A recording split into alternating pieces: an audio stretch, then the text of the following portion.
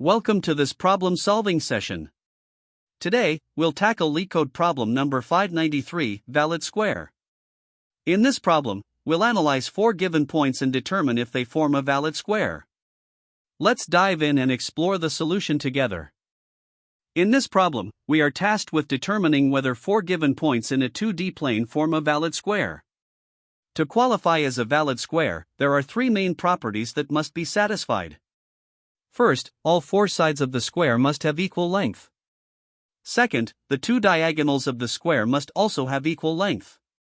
Finally, the points must form a quadrilateral, meaning they cannot all lie on the same straight line. The input consists of 4 points, each represented as a list of two integers indicating their x and y coordinates. Our goal is to return true if these points form a valid square, and false otherwise. Let's look at an example to understand this better. Suppose the input consists of the points p1 equals 0, 0, p2 equals 1, 1, p3 equals 1, 0, and p4 equals 0, 1. In this case, the output is true because these points form the vertices of a square with a side length of 1. The distances between adjacent points are all equal to 1, and the diagonals both have a length of the square root of 2. Additionally, the points are not collinear, meaning they form a proper quadrilateral. Therefore, this is a valid square. Now consider another example where the input points are p1 equals 0, 0, p2 equals 1, 1, p3 equals 1, 0, and p4 equals 2, 1. Here, the output is false. Although the points form a quadrilateral, they fail to satisfy the conditions for a valid square. Specifically, one of the diagonals has a length of the square root of 5, while the other diagonal measures the square root of 2. Since the diagonals are not equal, the figure cannot be a square. This highlights the importance of checking both the sides and diagonals when verifying a valid square. In the third example, the input consists of four identical points, p1, p2, p3, and p4 all equal 0, 0. The output in this case is false, as all the points are the same. Since a quadrilateral cannot be formed if all points overlap, it's impossible for the points to form a square. This demonstrates that duplicate points are a critical edge case to consider when solving this problem. To solve this problem, we can follow a systematic approach. First, calculate the squared distances between all 6 pairs of points. Squared distances are used to avoid unnecessary computations involving square roots. Next, sort these distances and check the following conditions. The smallest 4 distances, which represent the sides of the square, must be equal. The largest 2 distances, representing the diagonals, must also be equal, and no distance should be 0, ensuring that no 2 points are identical. By verifying these conditions, we can confidently determine whether the points form a valid square. To determine if 4 points form a valid square, we must ensure 3 main conditions are met. First, all 4 sides of the square should be equal in length. Second, the diagonals of the square must also have the same length. Finally, no 3 points should be collinear, as collinearity would mean the points do not form a closed shape. To solve this, we can explore several approaches that utilize these properties. Each approach will aim to verify these conditions, but they differ in terms of implementation and computational trade-offs. The brute force approach is a straightforward way to solve this problem. The main idea is to calculate the distances between all 6 pairs of points and then use these distances to verify the properties of a square. Specifically, a valid square will have 2 unique distances. The shorter distance, corresponding to the sides, will occur 4 times, and the longer distance, corresponding to the diagonals, will occur twice. Importantly, we work with squared distances instead of actual distances to avoid floating point errors. Using a frequency map, we can count the occurrences of each distance and ensure these counts align with the square's properties. While this approach is simple to implement and avoids complex geometric calculations, it relies on accurately interpreting the frequency of distances, which is critical for correctness. An optimized approach leverages geometric properties to validate the square more directly. Here, we focus on the symmetry of a square, particularly the perpendicularity of its sides and the equality of its diagonals. By sorting the points, we can simplify the process of pairing sides and diagonals. Using vector mathematics, we compute the directions of the sides and diagonals, then verify that adjacent sides meet at right angles using the dot product. Additionally, we ensure the diagonals are equal in length. While this approach is elegant and avoids the need for counting distances, it requires careful handling of edge cases, such as duplicate points, to ensure accuracy. Another alternative is the midpoint method, which uses the fact that the diagonals of a square intersect at their midpoint. To apply this method, we calculate the midpoints of the two diagonals and check if they are the same. If the midpoints match, we then verify that all four sides are equal in length and that the diagonals are perpendicular. This method is intuitive because it directly leverages the symmetry of a square. However, like the geometric approach, it requires extra care to handle cases where points may be collinear or overlap. While effective, it does not offer significant simplification over other methods and may still be prone to subtle implementation challenges. We ultimately select the brute force approach as our strategy for solving the problem. This method stands out for its simplicity and robustness. By focusing on squared distances and their frequencies, we avoid the complications of geometric calculations, such as verifying perpendicularity or midpoint symmetry. While the geometric and midpoint methods are elegant, they can be more error-prone due to the need for precise vector calculations and handling edge cases. The brute force approach is not only straightforward to implement but also guarantees correctness as long as the conditions are explicitly validated.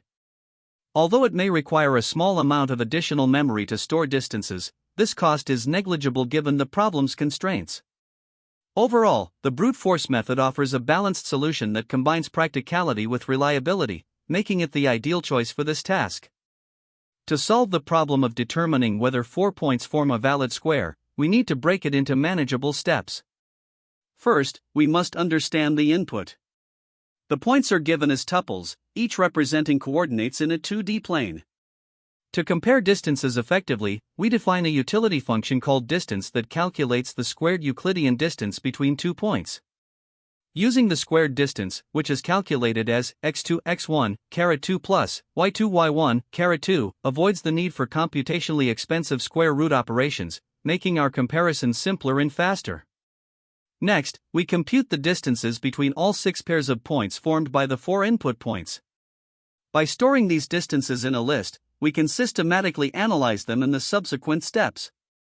This approach ensures accuracy and efficiency in tackling the problem.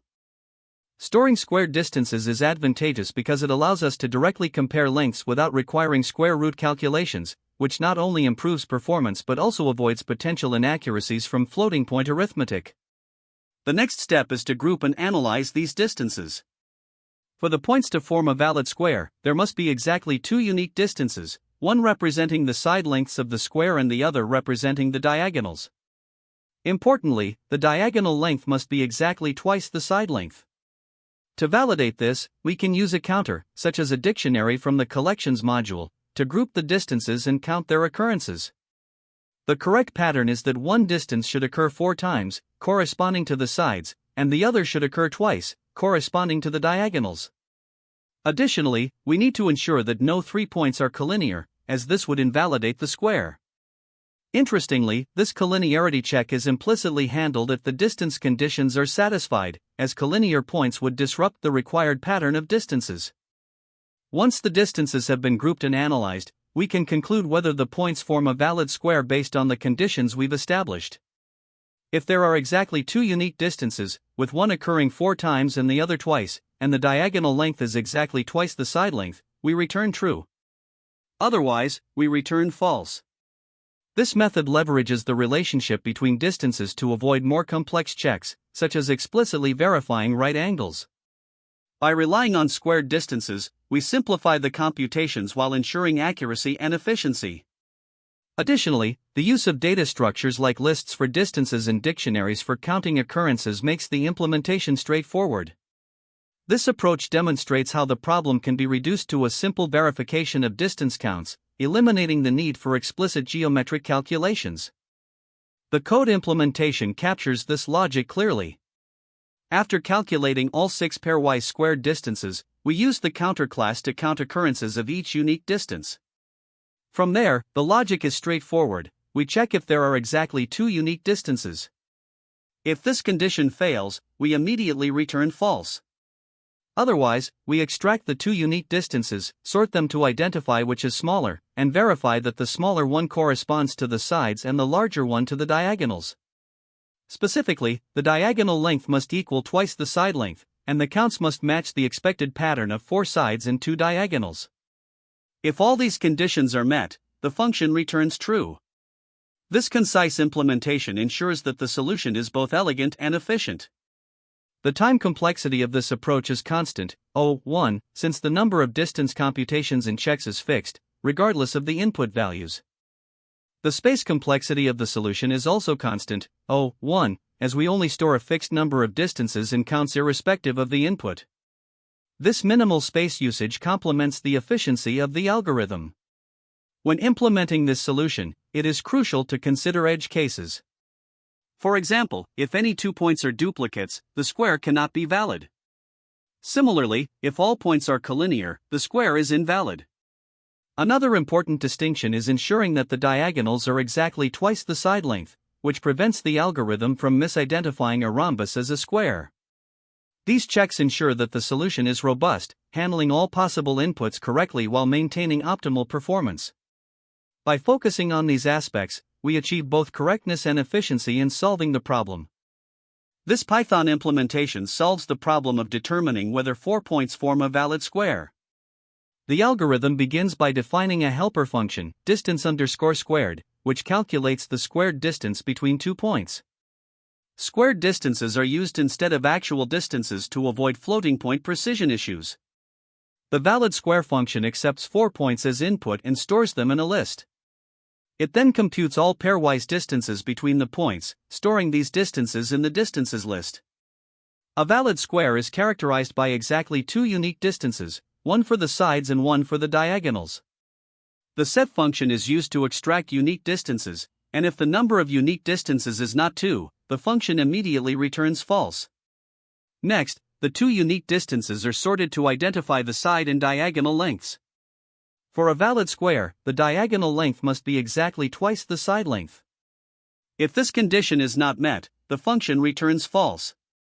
Finally, the algorithm checks that there are exactly 4 occurrences of the side length and 2 occurrences of the diagonal length in the distances list.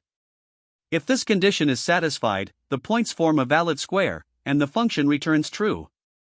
Otherwise, it returns false. This implementation is efficient and handles edge cases such as duplicate points and collinear points, ensuring an accurate determination of whether the given points form a valid square. Here, we start by importing necessary utilities and defining our class solution with the method validSquare. This method determines if 4 given points form a valid square. To compute the squared distance between 2 points, we use a helper method, distanceSquared, which calculates the square of the difference in x coordinates added to the square of the difference in y coordinates. This avoids the computational overhead of using square root functions. Next, we store all 4 points in an array called points and initialize a list, distances, to hold the pairwise distances. By iterating through all unique pairs of points using nested loops, we compute the squared distance for each pair and add it to the distances list. To identify unique distances, we convert the list into a set. If the number of unique distances is not exactly 2, we return false, as a valid square must have only 2 distinct distances, one for the sides and one for the diagonals. Now, we extract the 2 unique distances from the set and sort them. The smaller value represents the side length, while the larger value represents the diagonal. To confirm the points form a square, we first check if the diagonal is exactly twice the side length, a geometric property of squares. If this condition fails, we return false. Finally, we verify the frequency of these distances in the original distances list. A valid square must have exactly 4 sides of equal length and 2 diagonals of equal length. Using collections.frequency, we ensure there are exactly 4 occurrences of the side length and 2 occurrences of the diagonal length. If these checks pass, we return true, confirming the points form a valid square.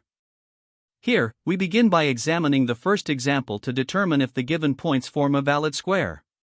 The input consists of 4 points, and the first step is to compute the pairwise distances between all combinations of these points. Using the distance squared formula, we calculate that the distances are 2, 1, 1, 1, 1, and 2. This gives us a list of distances. Next, we identify the unique distances from this list, which results in two values, 1 and 2. The smaller value, 1, represents the side length, and the larger value, 2, represents the diagonal length.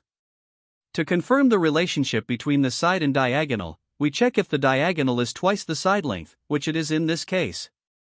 This satisfies the geometric requirement of a square. Now, we verify the counts of these distances to ensure they match the conditions for a valid square. Specifically, there should be exactly 4 occurrences of the side length and 2 occurrences of the diagonal length. Here, we observe that the distance 1 appears 4 times and the distance 2 appears twice. These counts confirm that the points form a valid square. As a result, the output for this example is true. Next, we analyze another scenario where the points are collinear, making it impossible to form a square. For the second example, we calculate the pairwise distances for the given set of collinear points. Using the distance squared formula, we find that these distances are 8, 18, 32, 2, 8, and 2. When we extract the unique distances from this list, we end up with 4 distinct values, 2, 8, 18, and 32. Since there are more than 2 unique distances, this violates the condition for forming a square. A valid square must have exactly 2 unique distances, one for the sides and one for the diagonals. Therefore, the output for this example is false. In the third example, we explore a case where the points do not satisfy the correct diagonal-to-side relationship.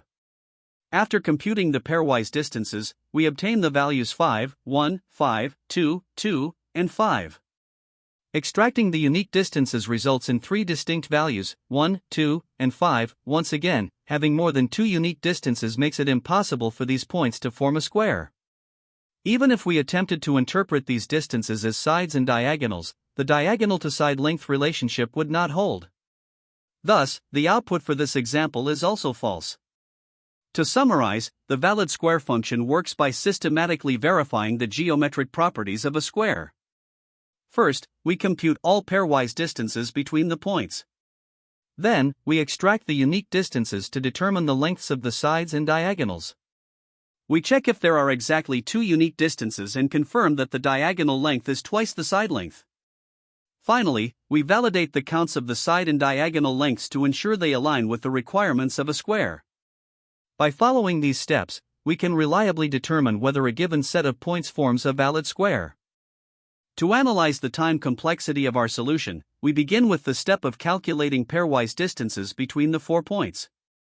Since there are 4 points, the number of unique pairs is determined using the combination formula, giving us 6 pairs. Each distance computation involves straightforward arithmetic operations, which are constant time operations.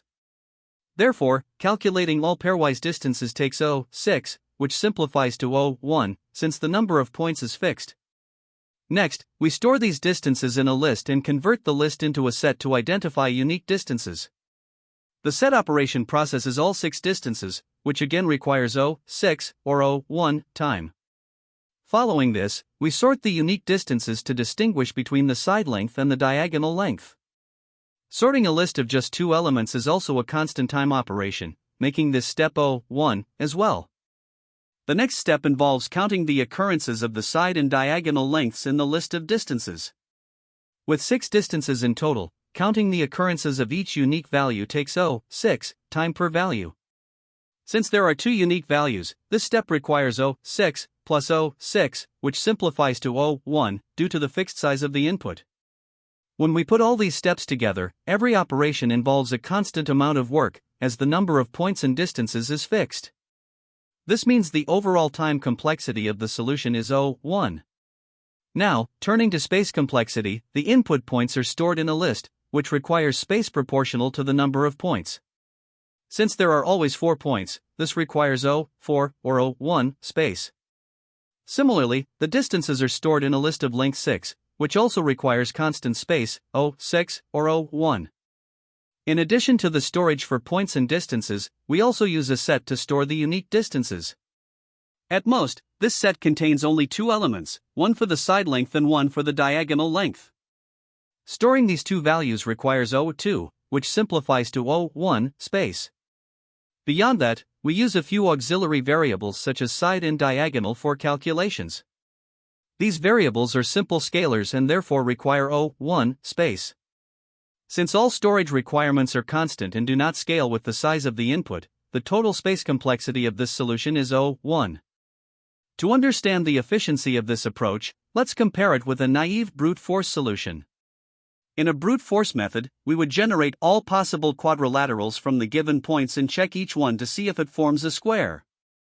This would involve computing all possible combinations of 4 points from a larger set, which is n(4), where n is the total number of points. Each combination would then require distance calculations and comparisons. For larger inputs, this approach results in a time complexity of n to the power of 4, which quickly becomes computationally expensive. In contrast, the optimized solution we use here restricts the input to exactly 4 points and performs direct pairwise distance calculations, along with specific checks for the properties of a square. This drastically reduces the time complexity to O(1), making it highly efficient within the problem's constraints. Finally, let's solidify the reasoning behind the O(1) time and space complexities. The time complexity is constant because all operations, such as computing distances, identifying unique values, sorting, and counting occurrences, are performed on a fixed number of elements, 6 distances and 2 unique values. There is no dependency on any variable input size, ensuring that the runtime remains constant. Similarly, the space complexity is O(1) because the storage requirements, whether for the points, distances, unique values, or auxiliary variables, are all constant and do not scale with the size of the input. Altogether, this mathematical justification reinforces that the solution is optimal, with both time and space complexities of O(1). When solving this problem, there are several common mistakes to watch out for. First, many people incorrectly calculate distances by using the square root function in the Euclidean formula. This introduces unnecessary floating point operations and potential rounding errors. Instead, you should stick with squared distances, which are simpler and more efficient to compute.